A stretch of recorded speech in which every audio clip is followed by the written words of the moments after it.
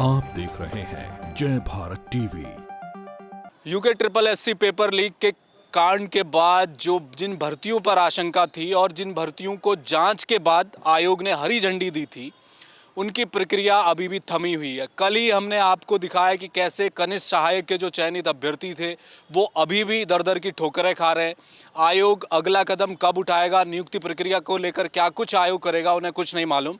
आज ऐसे ही साथी हमारे साथ और हैं जो लंबे समय से अपने हक को लेकर सड़कों पर उतरे थे।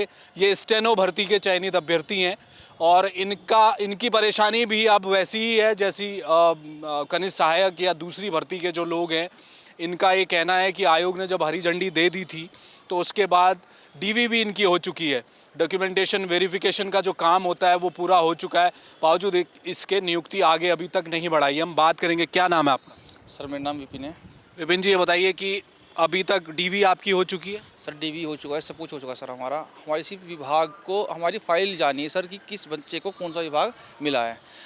हम पहले भी आयोग गए थे सर, अभी भी कुछ दिन पहले आयोग गए थे तो पहले ये कहा था कि अभी एलटी के काम में लगे हुए हैं और अभी एलटी का काम 90% से ज़्यादा फाइनल हो चुका है। लेकिन हमें अभी तक ये नहीं पता कि हमारी फाइल पर कितना वर्क हुआ है या कितना फल अभी वर्क करना बाकी है। आयोग की तरफ से कुछ साफ स्पष्ट रूप से सर बताया नहीं जा रहा कि हमारी फाइल में हो क्या रहा है। हम बार बार आयोग जाते हैं कि पूछने के लिए हमारी फाइल में क्या हो रहा है, हमारी फाइल कब आगे बढ़ रही है, लेकिन सर हमारे कुछ समझ में नहीं आ रहा कि हम क्या करें, क्योंकि आयोग की तरफ से हमें कुछ बताया ही नहीं जा रहा कि हमारी फाइल में हो क्या रहा है। हम सिर्फ आयोग से, अध्यक्ष साहब, सचिव साहब से यही प्रार्थना करते हैं, यही उनसे बोलते हैं सर हमारी फाइल जल्दी से संस्कृति विभाग को भेजी जाए। जैसे एलटी वालों की जा रही है, हमारी सर भेज दीजिए, क्योंकि हमारी फाइल में कुछ भी नहीं होना है।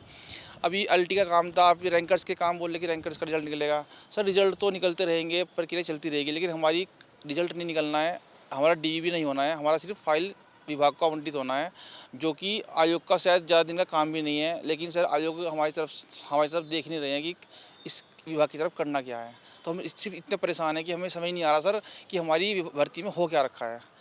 कोई जानकारी नहीं है कि इस भर्ती में क्या करना है, क्या विभाग आयोग अगला कदम उठाएगा नहीं उठाएगा, सर हमें कुछ नहीं पता। आपके माध्यम से हम वहाँ तक खबर पहुँचा रहे हैं अपनी। अगर सर आयोग हमारी इस खबर को देखता है तो सर हम यही उनसे विनती करते हैं सर कि हमारी फाइल जल्दी जल्दी विभागों को आवंटित की जाए। अच्छा, आपका क्या नाम है? जी सर, मेरा नाम आलोक है। आलोक, ये बताइए कि जो उधम सिंह नगर के सिलेक्शन को लेकर एक सवाल पहले उठ रहा था, हालांकि वो विषय रहा ही नहीं अब, क्योंकि आयोग ने पहले ही हरी झंडी दे दी है।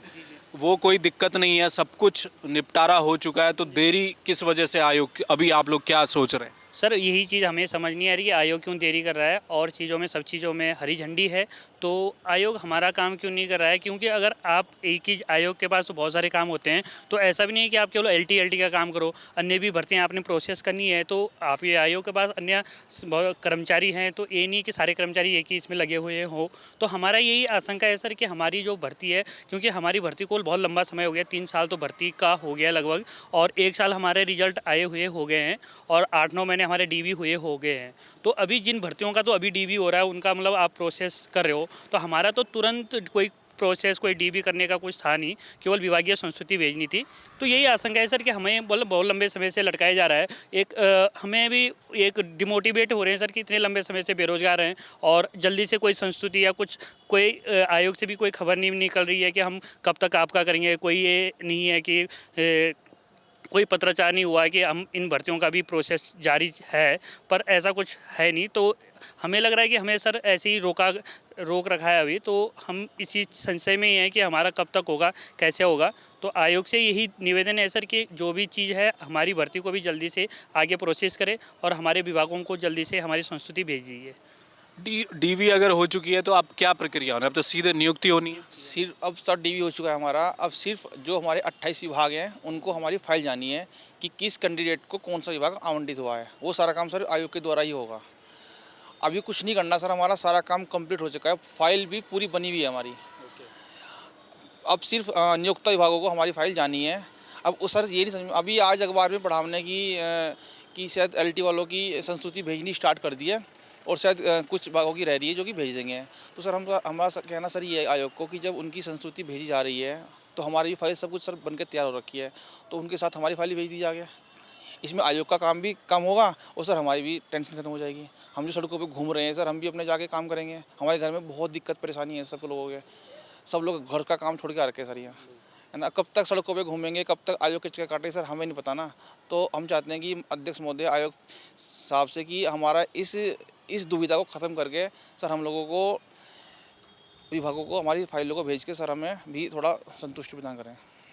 चलिए, तो ये देखिए, ये दिक्कत है, ये तमाम स्टेनो चयनित भर्ती के अभ्यर्थी हैं। परेशानी सबकी एक तरह की है।